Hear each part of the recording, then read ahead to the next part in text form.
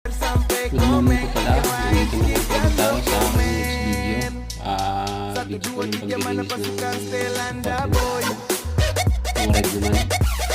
Shoutout po pala sa mga subscribers ko, sa mga viewers ko, likers, at sa family at friends ko. At shoutout din po kay Mr.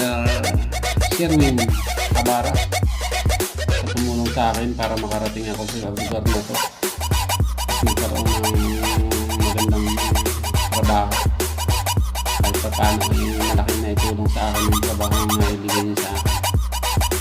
Maraming salamat sa iyo at sa lahat ng tumatangkilik at patuloy na nanonood sa content at sa video ko. Maraming salamat sa inyo lahat.